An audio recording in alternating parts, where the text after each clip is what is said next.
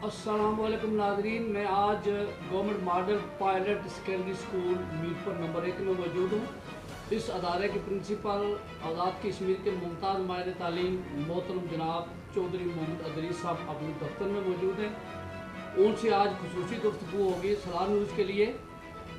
मैं सबसे पहले उन्हें सलाह न्यूज़ चैनल की तरफ से इस अदारे का प्रिंसिपल तैनात होने पर मुबारकबाद पेश करता हूँ और मैं कोरोना वायरस के हवाले से उनसे ख़ास मौजू पर बात करूँगा कि जब कोरोना वायरस की वजह से बच्चों का इतना तालीमी हर्ज हो चुका है, तो अब भी ये अदारे जो है अल्लाह करे चंद दिन के बाद खुलने का इम्कान और खुल जाए और बाकायदगी से बच्चे स्कूल हैं और तालीमी सिलसिला शुरू हो।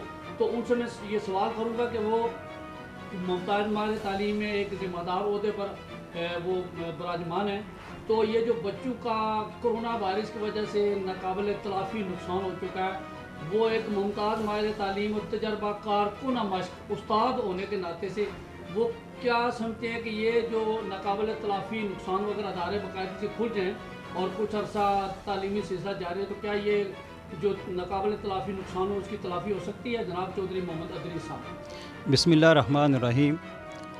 जनाब एडी साहब, सबसे पहले तो मैं सलाह न्यूज़ चैनल का मशकूर हूँ। तो इस हवाले से आपने कोरोना के हवाले से बात की। मैं मार्च 2019 में इस अदारा में आया एज ए प्रिंसिपल।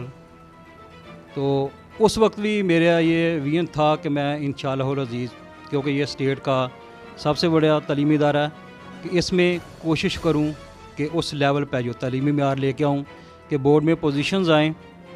जब जो है फरवरी 2020 में मैंने ये कोशिश की कि हमारी 9th क्लास जो है वो एक हम मॉडल क्लास के तौर पर जो है उसमें एक सेक्शन चलाएं। तो फरवरी में ही मैंने एडवर्टाइज भी की और सारा मैनेज कर लिया। मार्च में ये वबा जो है कोरोना, इसका आगाज़ हुआ। उसमें हमने अपनी तरफ से जो है पूरी कोशिश की, जो एडमिशन थे उसके बाद तदरीस को मैनेज करने की। लेकिन सबको पता है कि ये लम्हा ब लम्हा जो है सूरत हाल चेंज होती रही, वबा जो है बढ़ती रही। इसकी वजह से जो है लॉकडाउन होते रहे। अगर अदारे स्टार्ट भी हो गए हैं तो ज़ाहिर है ये मरकज़ी अदारा था, बड़ा था, यहाँ जो है किसी का कोई सैंपल जो है वो पॉजिटिव आ गया कोरोना का, तो उस वजह से फिर 2 वीक के लिए या 1 वीक के लिए अदारा बंद हो जाता था। लेकिन उसके बावजूद हमारी कोशिश रही है। इसमें मैंने एक चीज़ देखी है, बाहर क्योंकि पब्लिक पॉइंट्स या ऐसी जगहों पर बाज़ारों में बहुत रश होता था, स्टूडेंट्स को भी या बच्चों को छुट्टियां दे देते थे, घर में होते थे लॉकडाउन के दौरान, तो अक्सर जो है ये गली मोहल्लों में खेलते थे। तो मैं कहता हूँ कि मेरे पास अबाव 500 जो है स्ट्रेंथ है स्टूडेंट्स की, 47-8 के करीब मेरे पास टीचिंग स्टाफ है। तो इसमें हमारी ये सूरत हाल होती थी कि जब भी जो है हमने कोशिश की है कि बेहतर से बेहतर जो है SOP पर अमल करके स्कूल चलाने की।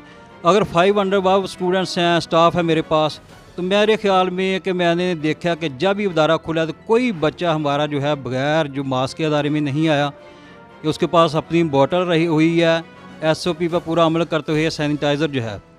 हमारे दोनों जो एंट्री पॉइंट थे अदारे के, वहाँ हमारा एक दर्जा 4 का मुलाजिम, एक टीचर साथ होता था।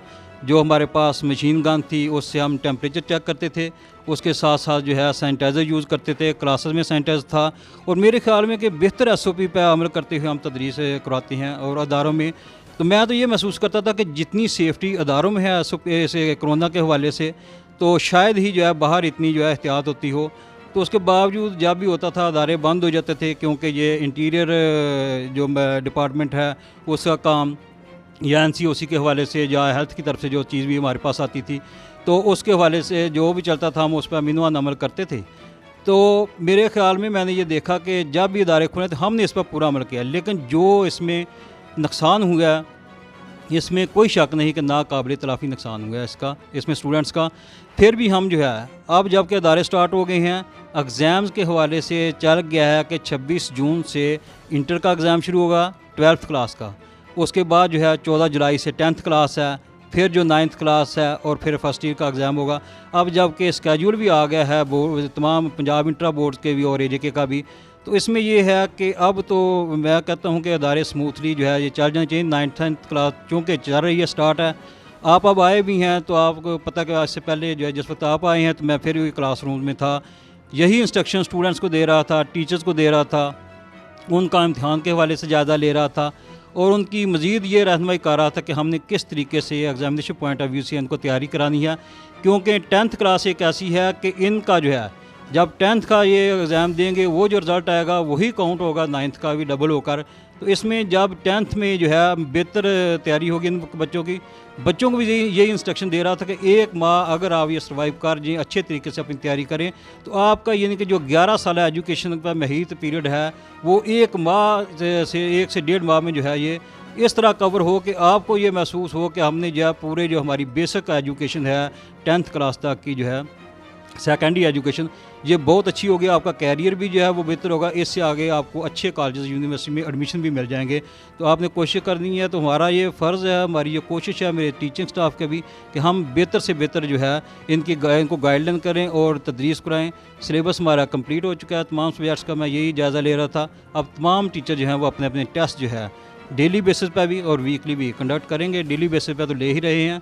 अब जबकि मेरी ये दुआ है और मैं ये रिक्वेस्ट भी करता हूँ कि अब जबकि शेड्यूल जारी हो गया तो इसमें अब ये इदारे बंद नहीं होने चाहिए, ताकि बच्चों को थोड़ा टाइम पढ़ने के लिए भी मिल जाए, तो वो बेहतर से बेहतर जो है रिज़ल्ट भी दे सकें और उनका जो है फ्यूचर भी बेहतर हो।